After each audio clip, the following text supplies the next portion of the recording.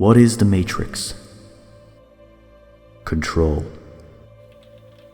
The Matrix is a computer-generated dream world, built to keep us under control. In order to change a human being into this. Mr. Chapperson, we have some unfinished business. Do I know you? Do you know me, Mr. Chapperson? No. But I know you. You are the one who reviews things. And I'm here to make you review this. Listen, I don't have time to talk to Jehovah's Witnesses right now, okay? And frankly, I don't even know how you got into my house to begin with, so... Wait, what? Yes, you will review this game. No, I won't. But Mr. Chapperson, you are the one who reviews things. And I'm here to make you review... Didn't we just have this conversation a minute ago? No. Look, I am not reviewing Enter the Matrix. I might review Enter the Matrix. Of course I'll review Enter the Matrix, of course! Let's go!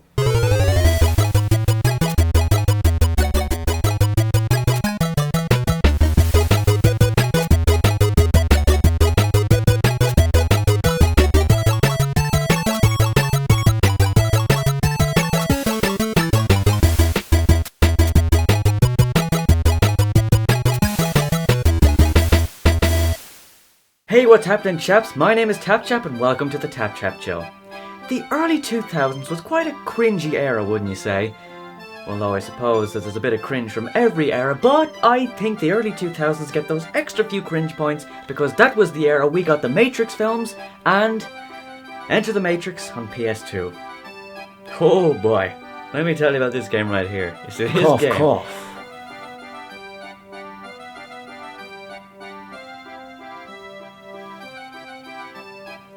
I'm working on it! Jeez! So as the game boots up, we can see that this game was developed by Shiny Entertainment, who are the geniuses behind Earthworm Jim 2, and everyone's favourite games, Wild 9, Messiah, and Sacrifice. Ever heard of those ones? Those ones right there. Damn, did you? It's not long until the title screen appears. Well, what can I say? It looks very Matrix-y. Ah, that brings me back. Remember when the Matrix was all hype back then? Yeah. What the fuck was wrong with us? When we start the game, the first thing we notice is this game has live-action cutscenes. The Wachowskis, being the director of this game, spent a lot of the game's budget to create these cutscenes, as Enter the Matrix was developed around the approaching release of The Matrix Reloaded, and was on the store shelves the same month as the movie was released, which was May 2003 in North America. So we can safely say that it was most likely movie hype that shifted a lot of the copies of this game. And now you're probably wondering what the story is. Well, it centers around Niobe and Ghost, who are on a mission to alert the city of Zion, who are in danger of an attack from the machines, and they must gather the rest of the resistance ships to create a line of defense against them. If they're anything like the robots from Cubics Racing Robots, then we should be fine. I still hear the noises! It's pretty lacking in depth, especially comparing it to the movies. But who gives a flying flugelhorn? I only enjoy watching people beating the shit out of each other because there's nothing better than mindless violence. Anyway, the cutscene finally ends, and look at this. We've actually got a choice of 2 characters to play in this game. You can choose from Niobe or Ghost. When you select a character, you get this cool little clip of your chosen character being jacked into the Matrix. Cool little detail. And now we get another cutscene and oh wow. The fuck happened here? As you can see, the game will vary from live action high budget cutscenes to whatever this is. My god, the contrast between the two is just insane. Going from this to the... I threw up a little in my mouth. So after rinsing my eyes out with some holy water after looking at that, we finally start off in our first mission set in the post office. Yeah! Yeah! Look at this post office action! Look at that guy! Bet his wife hates him! It's here in this first mission that we really get a look at the game's graphics. And I'm just gonna say this, it's not really much home to write about. And that sadly goes for the future stages in the game as well. They're just not that graphically pleasing to the eye. Textures are pretty flat and a really dated look. Everything kind of looks the same with no variation. It all makes the stages seem dreary. There isn't really anything that makes any of these levels stand out. They don't even have very much color in them. I know, duh, it's supposed to be the fucking Matrix, where everyone wears black, white, or grey leather in a world that's stupidly... Where everyone wears black, white, or grey leather in a world that has a stupid green tint over everything. Well, that seems very familiar.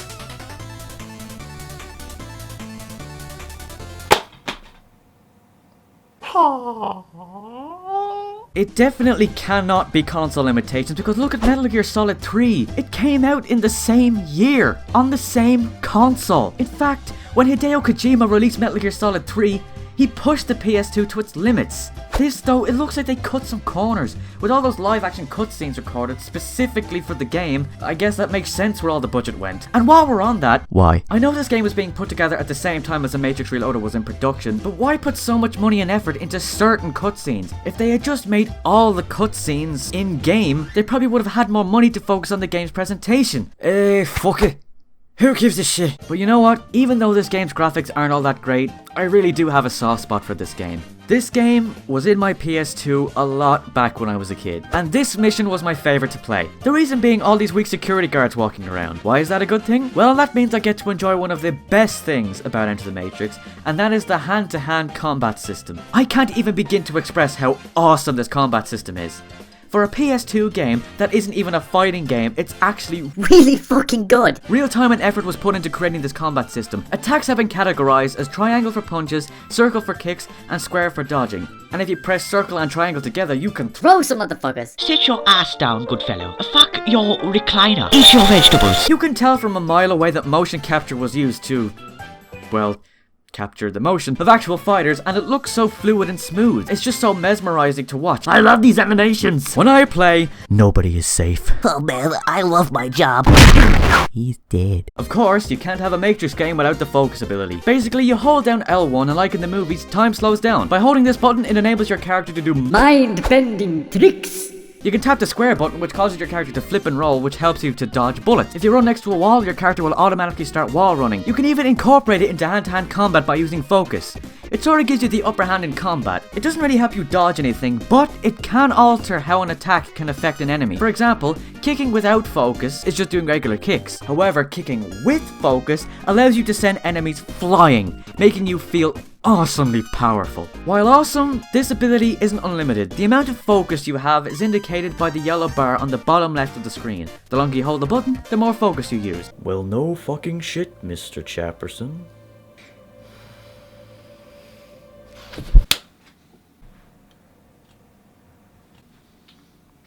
Dickhole. What was that? I said Rick roll.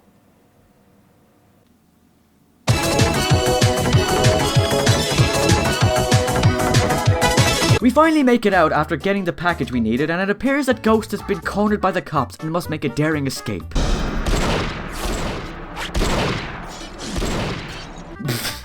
That is the face of a man in peril. I wonder if Subway's still open. Thus begins the next mission, and... What? Yeah, we just get this random turret section. Alright. There really isn't any rhyme or reason for it. It just kinda stops by for a cup of tea. And Jesus Christ on toast, the graphics have actually gotten worse here. You know when some older games had texture pop in? Yeah, that's what this looks like right now. Except the textures never pop in. This is by far the worst looking stage in the game. And gameplay wise, it's not that great either. Straight away, the game automatically sets your aim mode to inverted, so it already feels uncomfortable to play, and I'm not even sure if it's changeable. Nothing much actually happens in this mission. Yeah, okay, so there's cops chasing you, but for one thing, they fall behind so quickly that you're left with nothing to shoot at. Secondly, even if they were close enough to shoot, you can dispose of them really stupidly quickly. Look at this! Oh shit! Officers down. Damn. They were only 2 days from retirement. Ghost and Niobe finally reach their intended destination, and now must get to a phone. And it's here where we're introduced to another enemy that pops up now and again. Agents. And just like in all the movies, the agents are dicks. Oh, we're all dicks now, are we, Mr. Chapperson? Name one thing I have done that makes me a dick. You're holding me at gunpoint, forcing me to review a game, threatening to kill me if I don't.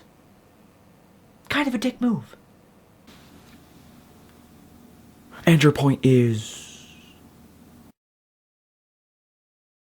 These fuckers are put here to make your life hell. You're just going along, minding your own business, and BAM! They appear and ruin everything. You can't kill these assholes. You can attack them, but unless you have focus, you won't physically be able to hit them. So there's no point even trying to deal with them. It's just a waste of time. All you can do is run. Run, bitch! Run! After that level, we get some more story cutscenes that I don't really care about until we're dropped into the next level, which is set in an airport. It's here where we get a real look at the kind of AI we're dealing with regular enemies. Being the Matrix, they would have to be very sophisticated, advanced, and on the dot with their intelligence. The fuck are you doing? Other than getting stuck in a hilarious fashion, they don't do much. They run back and forth and take cover for a few seconds, but then they just run right at you in a suicide mission. Guess these guys must be taking notes from Konami.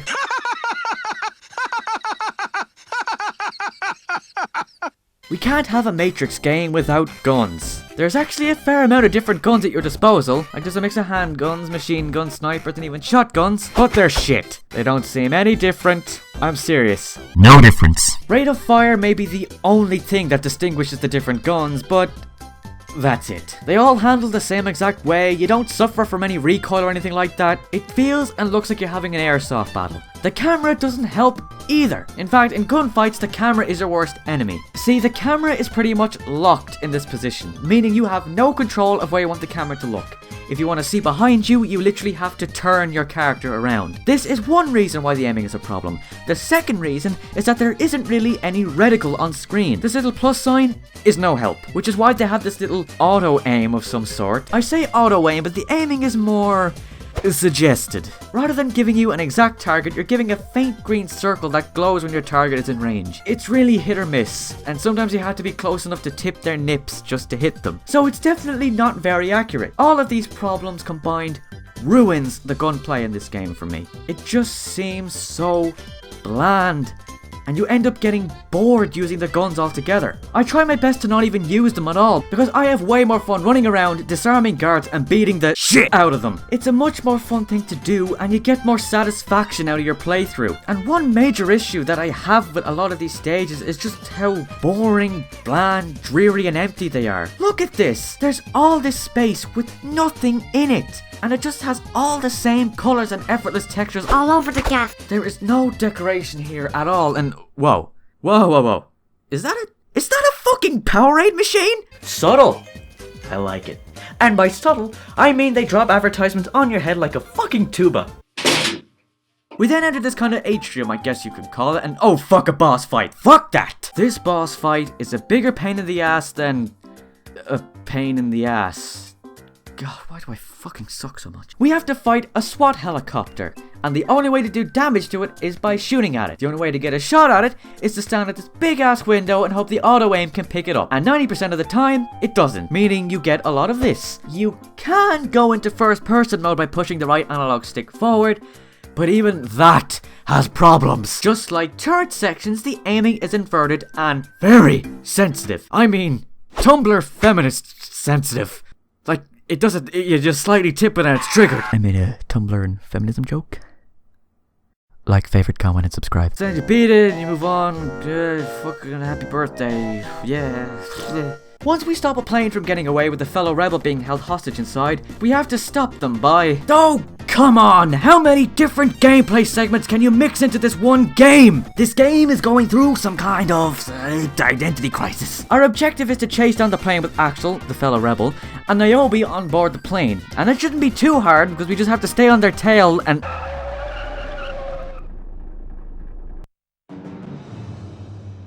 Excuse me? I failed, apparently.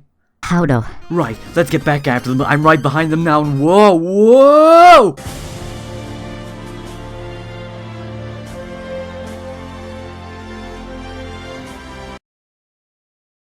Okay then, I have no idea what the Fred Flintstone just happened there. Holy crap, look how much air we got. Is this car made out of cardboard? Are we on the moon or something? Like, last time I checked, Cars don't glide. I don't understand the concept of...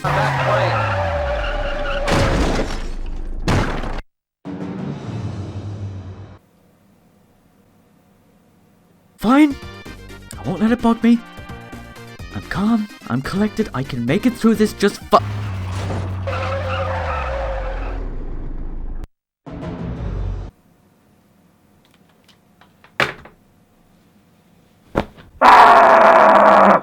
I cannot begin to express how shit the driving physics are in this game. These cars handle like a lunchbox. They have no weight to them, and might I add, they have no weight to them, and might I add that these don't know what traction is. They just slide wherever the hell they want. I guess you have some control as you can point the car in whichever direction, but with the lack of car weight, they handle terribly. And let's not forget about jumping. These sections are not fun at all. You've got to weave around shit in your way, hitting little teeny tiny jumps every few feet, keep flooring it to keep up with the plane, and you have to dodge cops and agents driving alongside trying to pop a cap in your ass. Hey! Oh, thank God I actually made it through the damn thing. I don't think it can get any worse, right? Oh, neat! A sewer level! Developers, why do you put sewer levels in your video games? They're shit. And in this case, it's no different. Everything is too dark. Repeating textures are obvious to spot. And let's not forget, the camera is the worst thing imaginable in this level. I've never seen so little thought thrown into designs. You see, here's the main issue. Like I said before, the camera is locked to your back. So you can't look up, you can't look down, you can't turn the camera around. It's locked, which makes it a nightmare to get through this stage. Not only are there tight, narrow corridors, but there is some platforming. Yeah, in a game where you can't move the camera left, right, up, or down. This is the most irritating stage to play through, because of all its faults. The camera and the darkness being the worst. I can't see anything right now.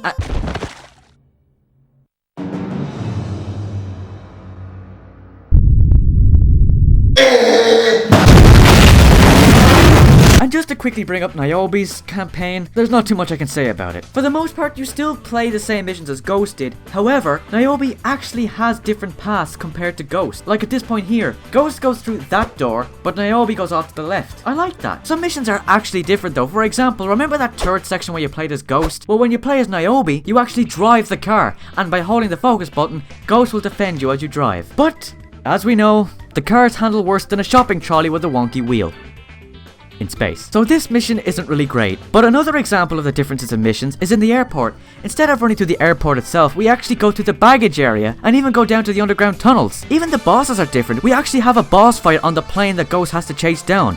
But who do we have to fight? Why, that has to be the most sexiest boss I've ever seen. What? Just look at me. My eyebrows are on fleek. I will shut up now. This asshole isn't even hard to beat. You just have to focus fight him to the edge of the open cargo plane and kick him out. I have to admit though, this is really nice. It gives the game more replayability and gives a nice amount of variation between Niobe and Ghost campaigns. There are one or two levels that are almost identical, like, oh fuck no. Yeah, sadly there are a couple of levels, sometimes the most annoying ones, that have been repeated. And they all have the same faults too, meaning bad camera and bad AI are still a problem. Oh, if you kill a dude while he's walking along a ledge, he becomes a ballerina. Psst. Hey kid, you wanna buy some drugs? I really don't think I can take much more of this level. The darkness and the cramped areas are really becoming a problem. I seriously can't see. Oh my god, it happened again! Why, Lisa? Why? That's it. I'm done. That's it. That's it for me. Now I'm finished. I'm done. That's it. I've had it. No, I'm done. Well, Mr. Chapperson. That's not my name. You're not quite done yet. There's still one more mode left to play. What? No, there isn't. There's only 2 character campaigns. That's it.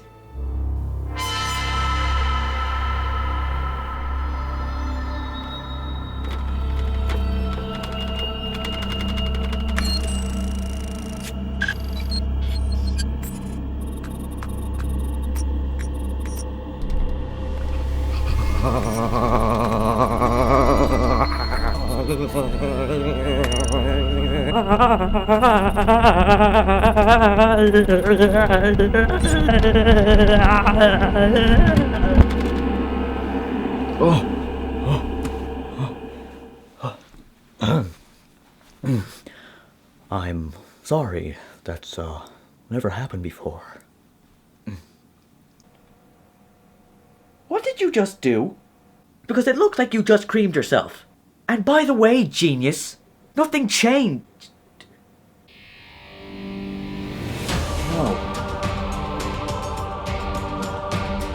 No.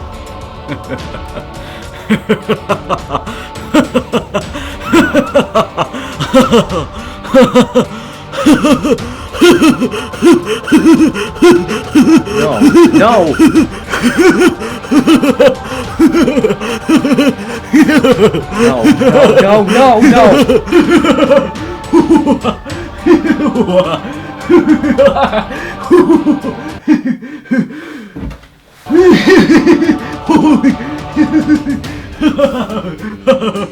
Okay, so this I was not expecting. The game actually has a secret versus mode. The fact that you physically have to hack the game in this menu to get this to work is actually really fucking cool. From the looks of things, we have a few different stages to choose from. And there's actually a few stages designed just for this mode. So you'll see a few new sights in this mode from the actual Matrix films. So let's take a gander at this first stage. What?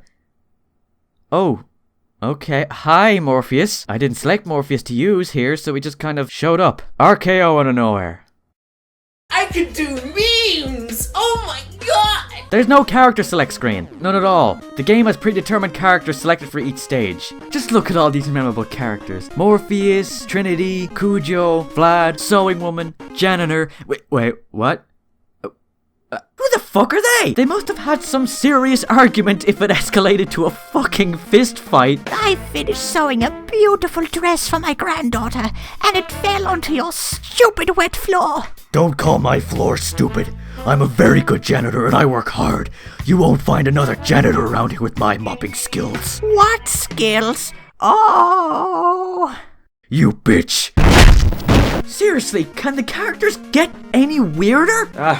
Whatever. We only have one more stage to get through, and that's alleyway. So let's have a bit of a look here and...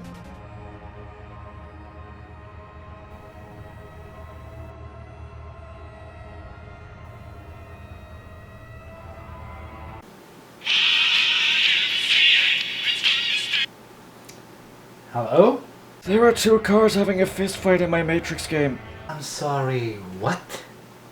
Right now I'm watching a Pontiac Firebird named Firebird Man standing in an upright position in a fighting stance, ready to take on a police car man, ready to fight to the death.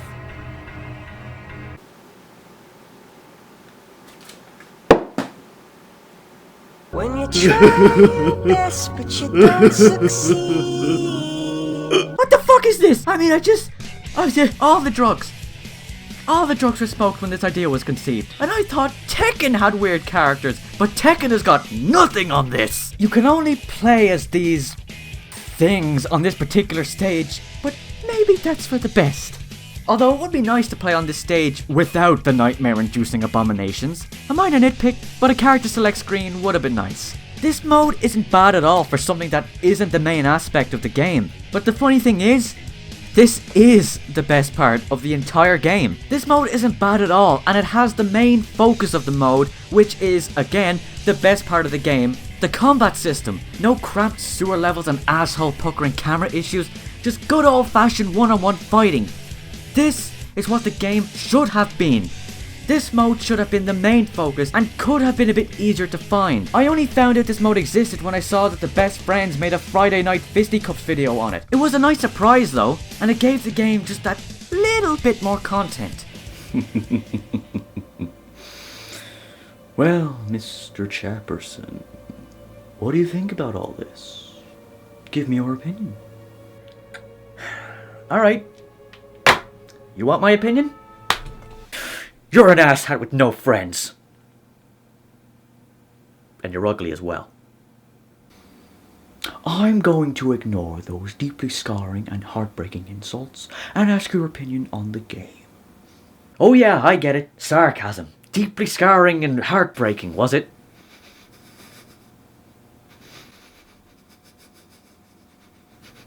Are you okay? Just say it, shit! What?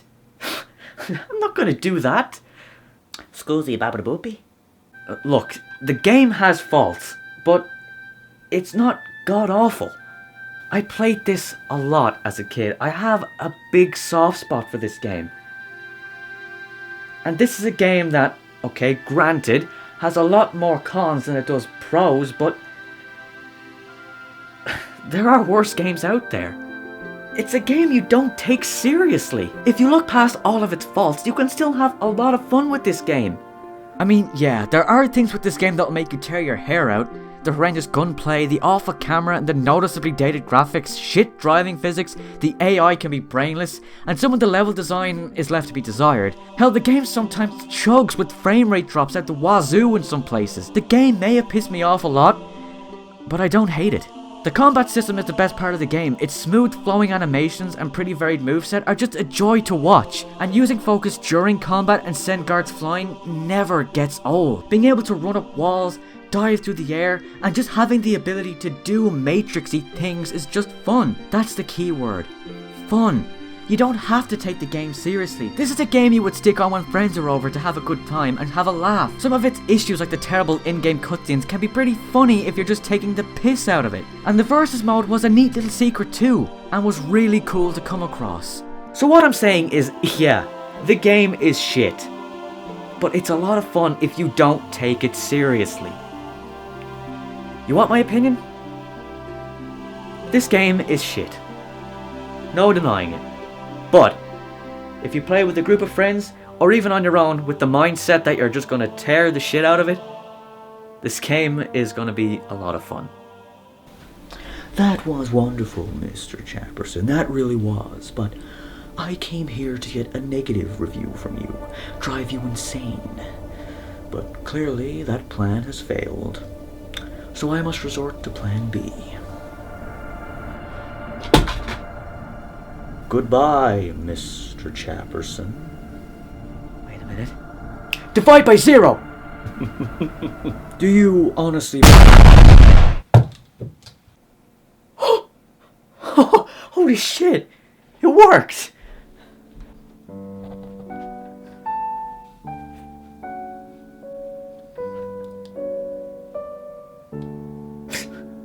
What a dork.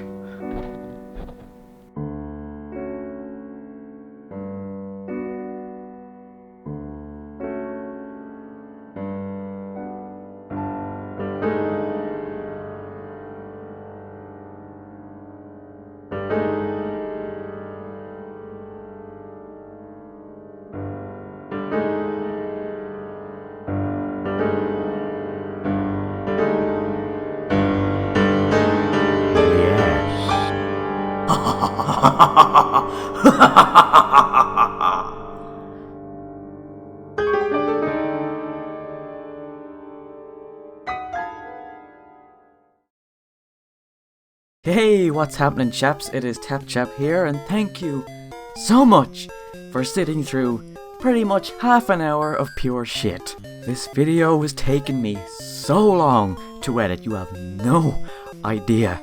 I originally wrote this script a couple months ago, so I forgive the kind of poor-ish quality that could be there. I don't know, I just see fault in it, but you know, it's the life of a content creator for you. Yeah, the script is a few months old, it's kind of got old writing, and you know, I've changed a lot since I wrote it.